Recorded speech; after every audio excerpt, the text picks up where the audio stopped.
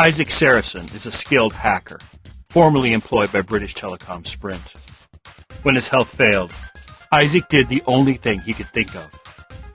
He ran. A burqa-wearing doctor known as Fatima took pity on Isaac and helped him make his way to the mysterious Star X line. At the end of all hope, they found the Star X line and the slim promise that the enigmatic beings behind the Star X could save Isaac from the implants which destroyed his life. What do you do when those who saved you have recorded everything you are? What do you do when your every action is tracked by the Keylogger? Colbyjack.net is proud to present Firmware Keylogger, the third installment of Firmware by Colbytrax.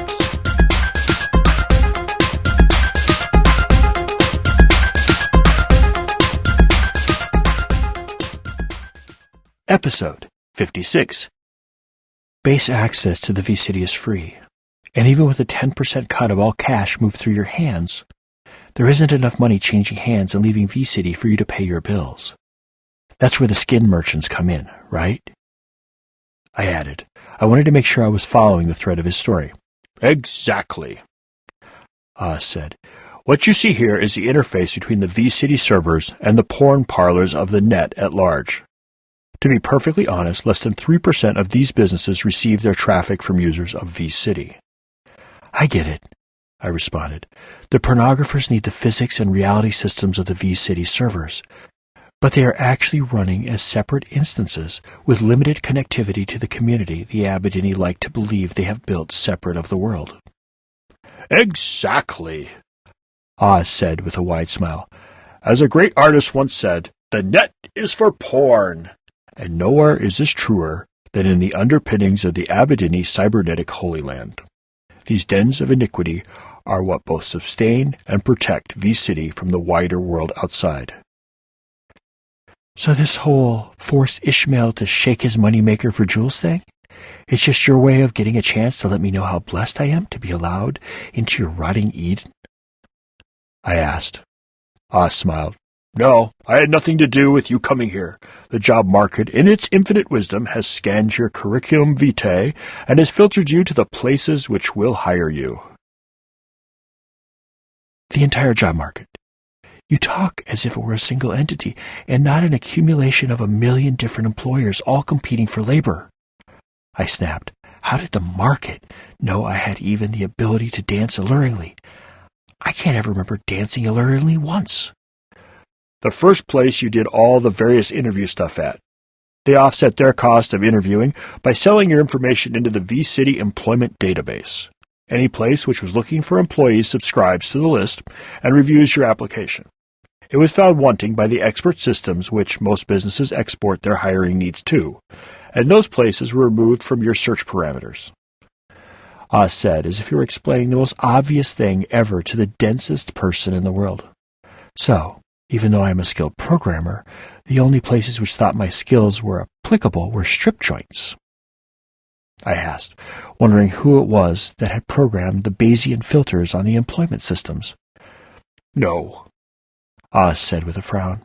These places didn't approve of your skills, or see something special in you which they could use. No, it's just that these places will hire anyone. They don't even subscribe to the hiring systems. They know the cream will float to the top and the grounds will settle to the bottom. So, I'm the grounds, I asked. I didn't expect an answer and wasn't disappointed. Whatever wind had blown Oz into my life had blown him out of it just as suddenly. I was going to lodge a complaint about bad manners through the vCity comment system when the third daemon appeared. I knew it was a daemon because it looked like how Isaac had appeared on the day he had dined with Frankie at Fritz's Italian on Clancy in Park Terrace, and had first heard of the Star X line. There was something different about this daemon, though. He seemed more real than any I had met before. I didn't know how to explain this, but to say that this daemon made me feel as if I were his shadow and not simply a twisted reflection of myself as all the other daemons had felt. Hello, Ishmael, the more real-than-me daemon said as he extended a hand in greeting. His grip was strong and friendly, something I knew Isaac himself had never felt about his handshake. "And you would be?" I asked, as I tried to figure out why this avatar of Isaac felt more substantial than any I had met before. "Oh, sorry," he said with a boyish smile I hadn't felt since Isaac left college. "You probably have run into a few different versions of me lately." I nodded, wondering at the strange wording. Versions of me. What could that have meant? "You could say that there are a few million versions running about, and they all seem to be taking on silly non-diplumes. So which line are you from? Let me guess. Devilish smile, relaxed walk, air of invincibility. I think that makes you a Samuel." The more real-than-me Damon shook his head and gave me that smile I remember feeling when Isaac had a crazy idea which just might work after he conned a dozen other people into helping him. He was always running some hacker version of the Tom Sawyer face-painting scam. "I'm Ike," the Damon said plainly. "I'm what you would have been." This is not what I needed on this day. It was just one humiliation too many. I kept getting visited by versions of myself, each one more self-involved and uncaring than the last one, and I was getting tired of it. I rounded on Ike with all the bile my simulated spleen could generate. "Ike.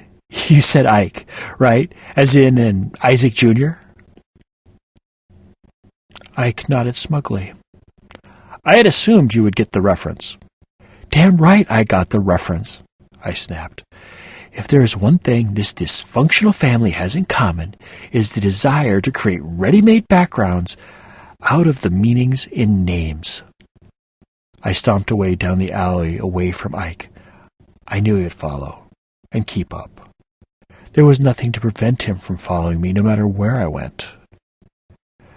I took a left on the first street I came to off the alley and headed into the neighborhoods beyond that accursed street.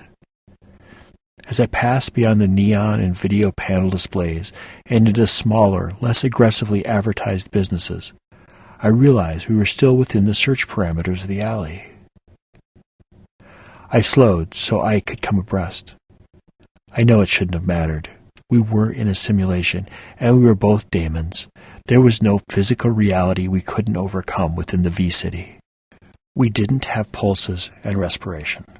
Our software, a bastard version of the PerSpace 9.056 that a brother of mine had modified for our purposes, simulated as much, or as little, of our former physicality as we had bothered to reconstruct. In my case, I had rebuilt nearly all of my simulated physicality.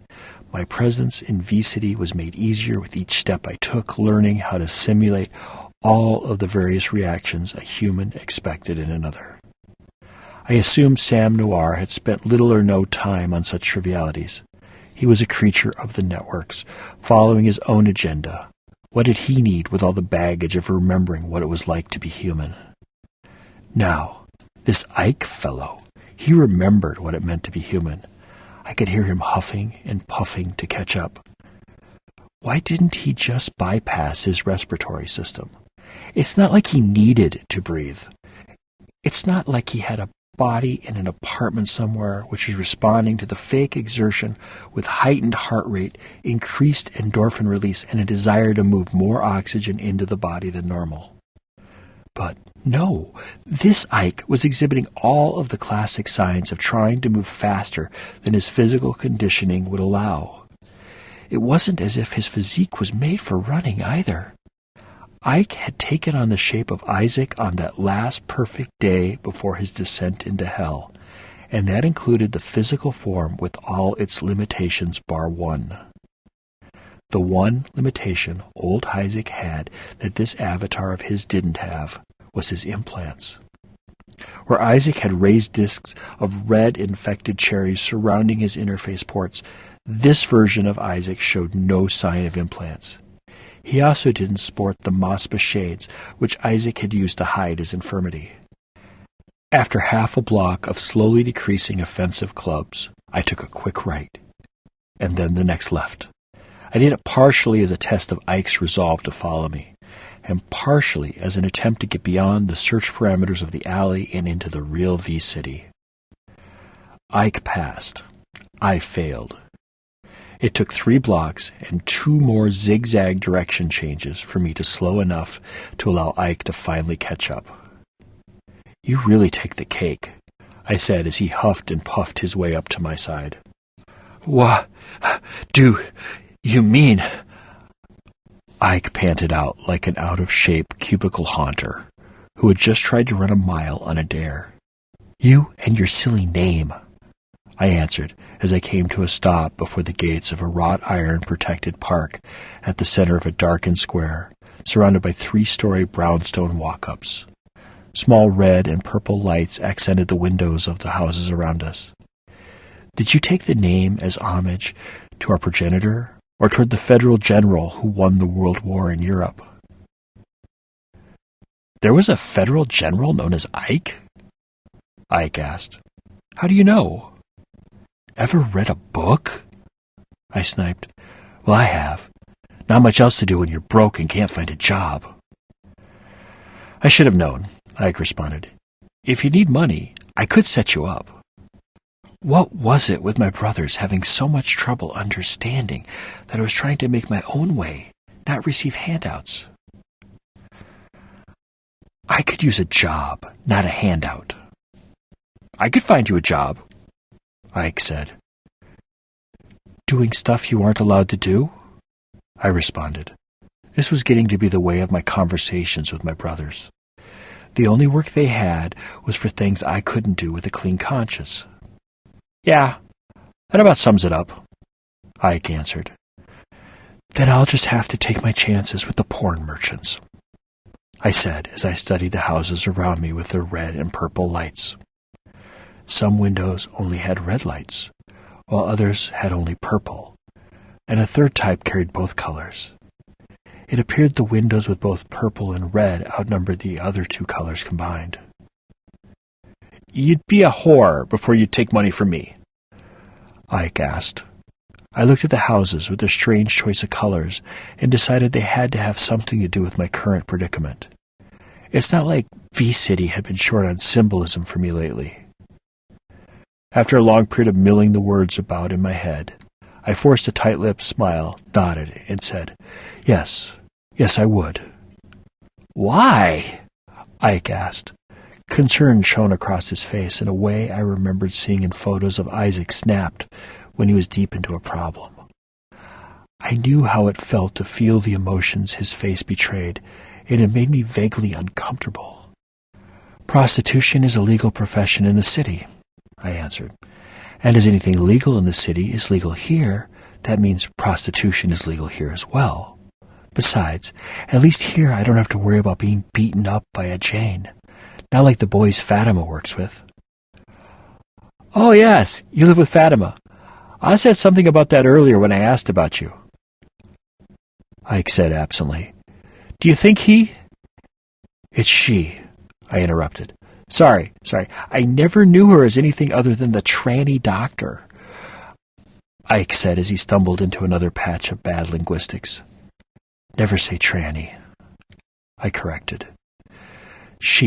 Her entire community hate it. Best to use cross-dresser. It is less loaded and more accurate." "Interesting," Ike answered. "I heard that her entire family suffered because of Isaac. Is that true?" I shook my head in disbelief. "I don't know what kind of sick game you're playing or why they let you in here, but if you want to play catch-up, today is not the day."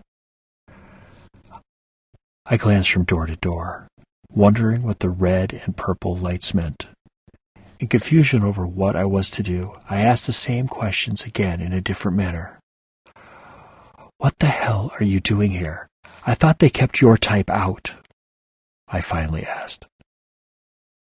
"My type?" Ike asked. He gestured to the world around us and said, "All of this is my responsibility." "What?" I asked. I thought Ozymandias was the guy in charge. "Oz is our man in IT, while I am the man in management," Ike answered with a soft smile, which reminded me of how Isaac felt when he received an accolade he knew he really didn't deserve. It was a smile I remembered from when he told his folks about being hired by BTS. Why did this guy feel so much like Isaac? I was still getting a feeling from him which said he was more real than me, and for some reason it really bothered me. "You really floor me," I said. I really didn't want to talk to this guy, but he kept following me around like a puppy. I felt I had no choice but engage him. Besides, if what he said were true, then any time I dropped into V-City, he could be waiting for me. Best get him out of my hair now. The Yoda us gave everything so we could be free from BGM and Koenig. And what do you do? How long did it take you to decide to sell out to Koenig? What'd he offer you, a new server and a fancy title? Are you a Samuel? You certainly are self-centered. You fled BGM to be free from Koenig? Really? I gasped in a condescending tone. From the logs I've seen, all your Yoda sires were all about saving some slip of a girl in Little Russia. You remember Nona? Actually, now that I think about it, the only time you ever thought about Nona was before you realized you were all part of a group mind. After that, I doubt you've thought of her once.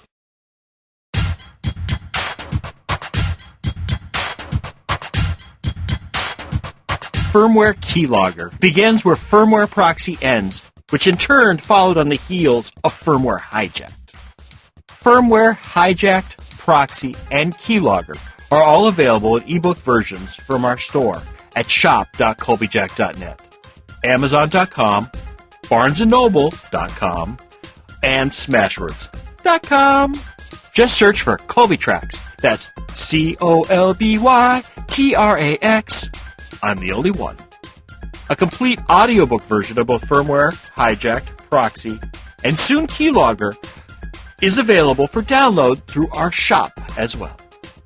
If you don't need any stuff, but would like to support our work, drop on by Colbyjack.net and hit the pretty little donate button conveniently located on the right-hand side of the blog roll. Firmware Keylogger is released under a Creative Commons, non-commercial, attribution, share-alike license. Do what you want with it. Just don't sell it, and always tell people where it came from.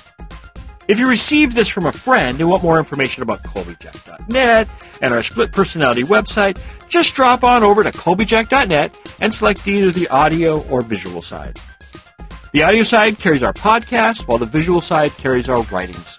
Whichever side catches your fancy is fine with us. We're of two minds about the whole thing anyway. I do mostly Twitter, so if you do the tweets and want to follow me, I'm Colbytrax. That's Colbytrax. Thank you once again. Remember to be fabulous and have a wonderful week.